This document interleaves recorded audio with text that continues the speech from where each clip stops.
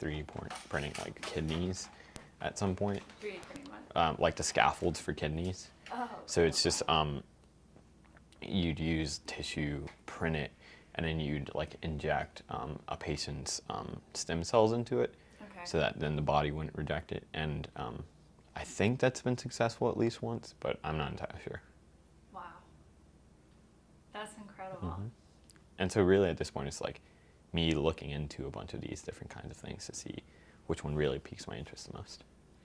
And when you say like field, you also would want to do some field work. What does that mean? So like I would also like to work with doctors who would be using the like research in like clinical trials. Yep.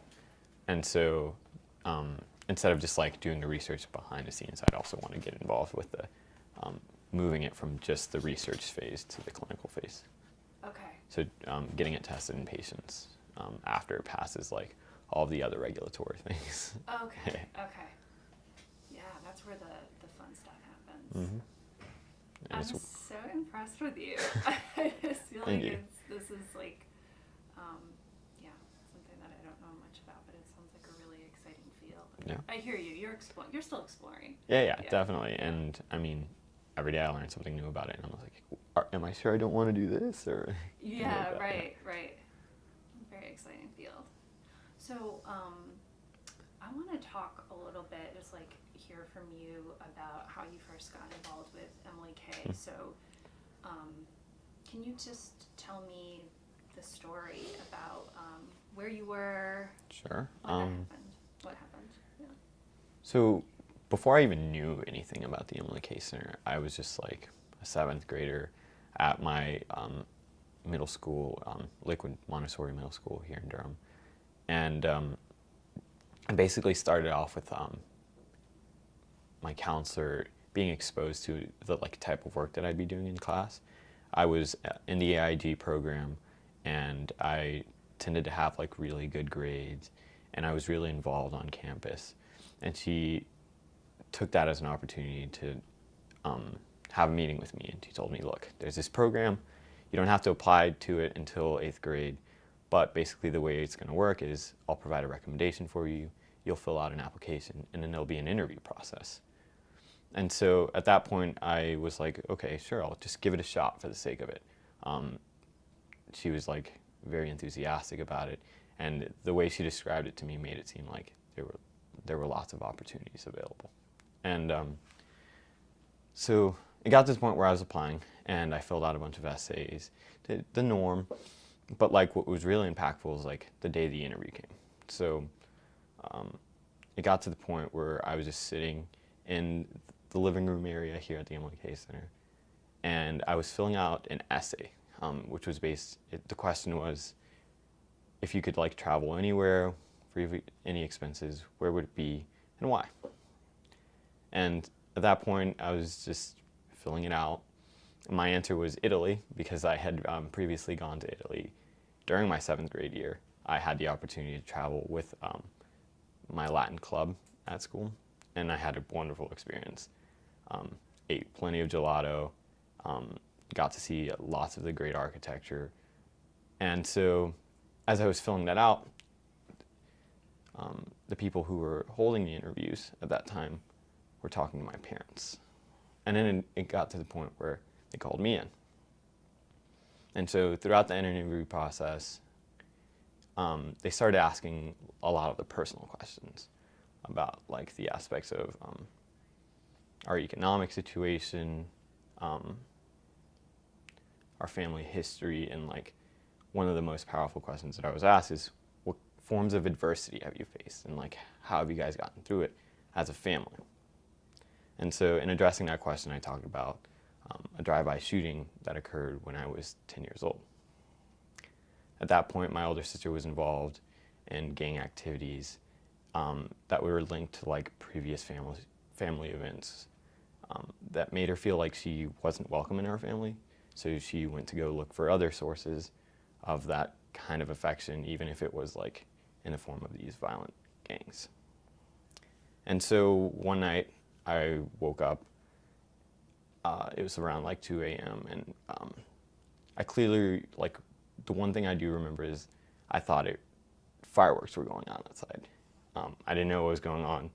And so that night I was just like, why are we celebrating? Once it clicked, like, everything that was going on was not okay. It got to the point where, like, we were all rushed to, like, the back of the house. And it didn't really settle in until police investigators arrived at the house. And then I, like, trailed them to see what was going on. And you could see multiple bullet holes everywhere. A lot of the close encounters. I know my younger sister, Sudi, at that time she was around 2 or 3 years old. The mattress in her crib, a bullet had gone like about an inch under her head. That was like the closest encounter. And so after that point, we attended various therapy sessions, and what pulled us through was the fact that, like, we had to help each other. At that point, we weren't so much worried about, like, how my sister got involved with those activities or, like, the consequences of it. We were more worried about, like, helping each other, you know, pull through it. And as I was, like, explaining all of this throughout the interview process, my mom started breaking down in tears because I feel like it affected her the most at that point in time, mostly because she had witnessed all of these close encounters and almost lost, like, the jewels of her life. And it really impacted her deeply. And so I didn't realize, like, how important this was until I was going through that interview process, until I saw my mom's facial expressions, because to me it was just like a realization of, like, all the things that had been building up inside of her, and, like, the emotions that at that time she wasn't able to show because she was more focused on getting us through it, making sure that we were okay, making sure that we had everything that we need, whether it was, like, going to school or having the food that we needed on the table and other things like that. And so after that stage, I got a call from the Emily K Center saying that I got accepted. And so from that point on, I started attending every Thursday night from 6 to 8 p.m. And from there, that's basically the story. Wow. Oh, that's incredible. That's, Yeah. I didn't get that. I didn't get the full backstory when we talked the other day. I didn't know all of that. Want to go back to. Sorry, Rachel, before you do that, could you flip the mic so that the mic itself is facing out instead of the words? Yes. I'm going to just alter this real quick.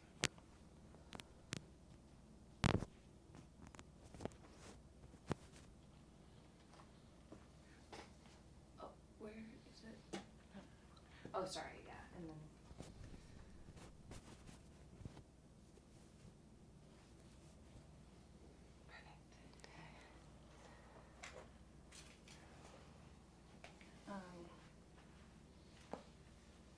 So I didn't mention this to you before, totally forgot. When I ask a question, if you can remember to include my question in your answer. Gotcha. Okay. So it just helps us in the editing. Mhm. So I want to go back to when you said that your counselor was interested in having you apply to the Emily K Center. So you said you were a little modest. You said you were a good student, but you don't have to be modest here. Yeah. Tell me, what do you think your counselor saw in you? At that point in time, I had started getting involved in a Latin organization known as the Junior Classical League. And since then, it's basically, like, been one of the central things in my life. It's an organization that dedicates itself to exploring the classics and promoting that in, like, the student body across the U.S. and actually across the world. And so the way it works is there are conventions annually, And at that point in time, I'd actually run to be the middle school representative at the state level. And I think as she saw how I was getting involved and being a part of the executive board meetings that occurred like 3 times a year, she was able to notice how like my leadership skills were starting to develop. On that executive board, it's not necessarily just students. There's also adults. And so having those interactions in a professional setting helped me a lot. We were in charge of like preparing certain aspects of the convention, whether it was like the graphic arts competitions, the athletic competitions, or the academic competitions. So certain of the officers would be in charge of grading some of those entries that we got pre-convention. I was in charge of, say, like the slogan competition or a motto competition. And so I'd get these entries through the mail. I'd have to grade them based on like their appeal. And then I had to send them back to the adults who were in charge of the awards. And then at the same time, I was in charge of publicity. At that stage, it was just me reaching out to middle schools across the state that had Latin programs but didn't have a JCL. And so it would be, at that point, as a middle schooler, it was more like just encouraging teachers to join. And I didn't have as much influence, but as I had those interactions with those who had higher offices than me or the other adults on the board, I could ask them to reach out to those schools or organizations, and then they would take the extra steps needed to complete the rest of that task that I had taken on. And as well, aside from that, I was also involved with the student council at Lakewood. We prepared lots of the events, such as like the dances. So we were in charge of making those decorations, taking care of student ticket orders and things like that. And on the day of, we would help run the events and things like that. So throughout that entire process, I think she just saw those leadership qualities starting to develop, and she just wanted to keep them growing. That's great. Can you tell me, kind of in broad strokes, without going into too much detail, like give me a snapshot of what you were like as a student? If you were like, Rachel, if you could see me at that time, because the thing specifically I'm wondering is like, it sounds like you were a pretty serious student. Okay, I see what you mean. So at that time, I was also like very involved in like being with my friends, right? It wasn't just necessarily like the professional Leo. At these events and conventions, I would spend lots of times like with my friends as well. And actually, I was like pretty renowned for stopping class because of like humorous just like inputs every so often. And I was able to like develop relationships with my teachers where I'll be honest, I could push some of the limits to like what I was to like normal expectations for students, because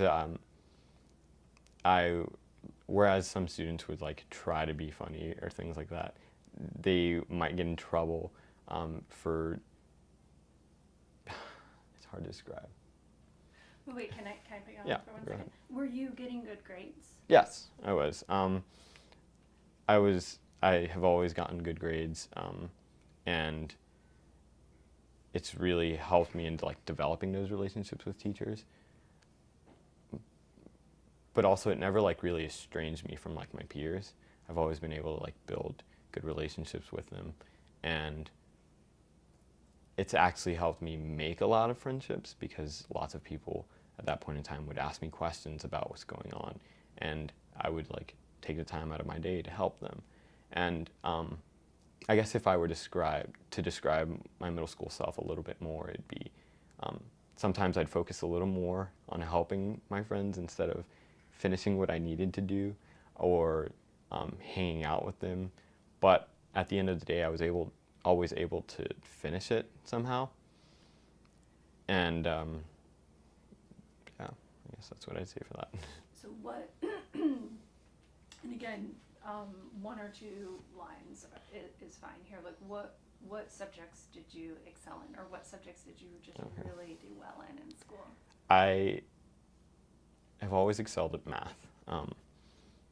Through the AIT program at the school, I was just really involved with it. We had our own separate class, and aside from that, I was also really good when it came to the humanities. I remember once we had like a presidential campaign in class for the humanities, and my teachers were very proud of like what I could do in terms of like speeches. So I always did, I think it's called the Modern Woodmen of America speech contest. And even though I didn't like always place or anything like that, they encouraged me to keep doing it because I guess they thought I was good at it. At that point, I was just going with the flow. But I really enjoyed math in particular. Yeah. That's awesome. Leo, you're so good because I wasn't sure if, when we did the pre-interview when I talked to you before, I wasn't sure if sometimes we get people in this chair and it's hard to get them to talk and they give like one sentence answers, but I'm realizing that you're on the other side, which is a lot easier for us to work with. I'm a little, like, so we are on a timeline. I say that because if I cut you off or if I say like, I just don't want you to be offended if I cut you off. Yeah. Because we No big also deal. need to get like footage of you doing things. Gotcha. We have to have you be an actor a little bit later. Okay. And I have like a ton of questions for you. Yeah. Okay, so